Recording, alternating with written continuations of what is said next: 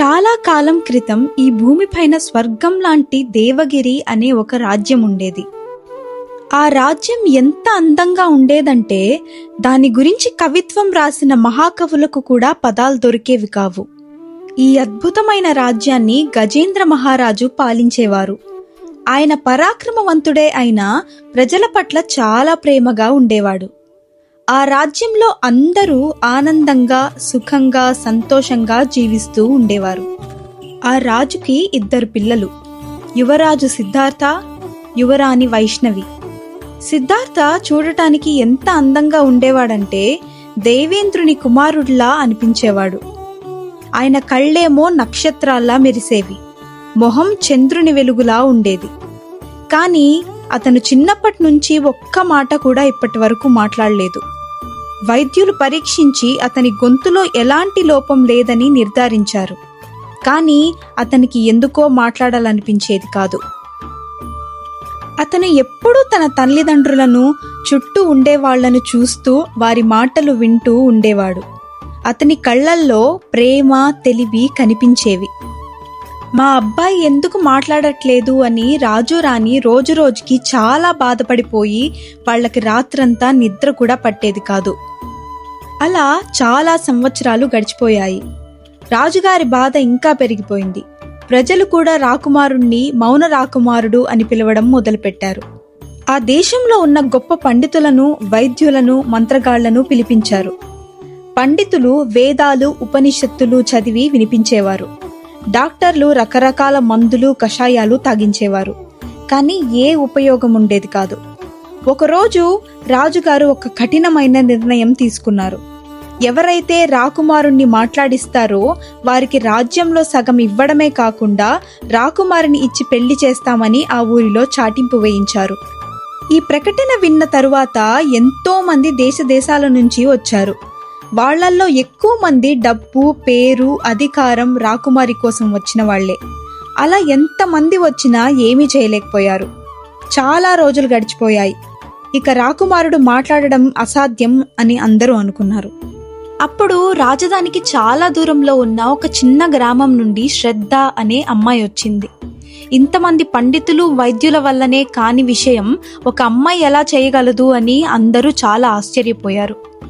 ఆమె ముఖంలో డబ్బు కోసమో, పేరు కోసమో ఆశ కనిపించలేదు. ఆమె కళ్లల్లో నిజాయితీ, వినయం, దయ మాత్రమే కనిపించాయి. ఆమె మాటలలో మంచి స్వభావం, నడవడికలో వినయం, చూపులలో స్వచ్ఛత కనిపించింది. రాజుగారు శ్రద్ధని చూసి, అమ్మా, నువ్వు కూడా మా అబ్బాయిని మాట్లాడించడానికి వచ్చావా?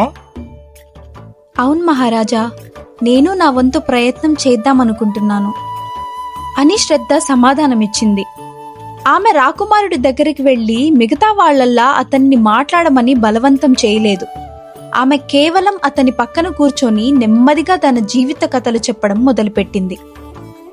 రాకుమారా, నేను మీకు నా జీవితంలోని కొన్ని కథలు చెప్పాలనుకుంటున్నాను. నా చిన్నప్పుడు మా గ్రామంలో ఒకసారి పెద్ద వరదలొచ్చాయి. మా ఇళ్ళు, పంటలు అన్నీ కొట్టుకుపోయాయి.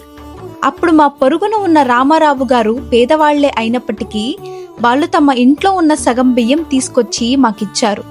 ఆ రాత్రి మేము హాయిగా భోజనం చేసి పడుకున్నాం అని శ్రద్ధ తన జీవితం గురించి చెప్పగా రాకుమారుడి కళ్లల్లో కొత్త మెరుపు కనిపించింది. అలా శ్రద్ధ తిరిగి వెళ్లిపోయి మరుసటి రోజు వచ్చింది. రాకుమారా, నా తమ్ముడి పేరు శేఖర్. అతను చాలా భయస్థుడు. ఒకసారి మేం పెద్ద నది దాటాల్సి వచ్చింది. అతను నీటిని చూసి వణికిపోయాడు. నేను అతని చెయ్యి గట్టిగా పట్టుకొని ధైర్యం చెప్పాను. అలా నెమ్మదిగా ఒక అడుగు తర్వాత ఒక అడుగు వేసుకుంటూ మేం నదిని దాటేశాము. ఆ రోజు నాకు అర్థమైంది, ఒకరిలో ధైర్యం నింపడం మనకి ఎంత తృప్తినిస్తుందో అని శ్రద్ధ ఆ రోజు కథ చెప్పింది. ఇలా ప్రతిరోజు శ్రద్ధ కొత్త కథలు చెప్పేది.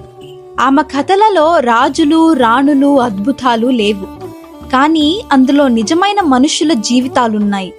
వారి కష్టాలు, సంతోషాలు, ప్రేమ, మంచి మనసు స్పష్టంగా కనిపించేవి. రాకుమారుడు ఆమె కథలను చాలా వినయంగా, శ్రద్ధగా వినేవాడు. ఒక వారం తర్వాత శ్రద్ధ చివరి కథ చెప్పి లేచి నిలబడి, రాకుమారా, నేను ఎంత ప్రయత్నించినప్పటికీ మిమ్మల్ని మాట్లాడించలేకపోయాను.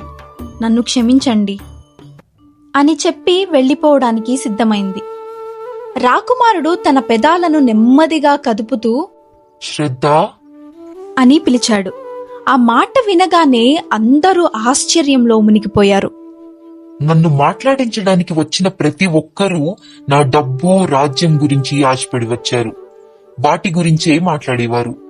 కానీ నీ కథలు అనుభవాలు మాత్రం నా హృదయాన్ని తాకాయి అని రాకుమారుడు మాట్లాడటంతో రాజు రాణి ఏడ్చేశారు. ఆ రాజ్యమంతా చాలా సంతోషించింది. రాజు తను ఇచ్చిన మాట ప్రకారం శ్రద్ధ అమ్మాయి కాబట్టి సిద్ధార్థతో పెళ్లి చేశారు. శ్రద్ధ అతనికి హృదయపూర్వకంగా ఎలా మాట్లాడాలో నేర్పించింది. వారి పాలనలో దేవగిరిలో అందరూ ఒకరితో ఒకరు నిజాయితీగా ప్రేమగా మాట్లాడడం మొదలుపెట్టారు. అలా ఆ గ్రామం మళ్ళీ ప్రశాంతంగా మారిపోయింది. మీకు కనుక ఈ కథ నచ్చినట్లయితే లైక్ చేయండి, షేర్ చేయండి. మన ఛానల్ని ఫస్ట్ టైం చూస్తున్నట్లయితే సబ్స్క్రైబ్ చేసుకోండి. మీ సపోర్ట్ మాకు చాలా అవసరం. Thank you.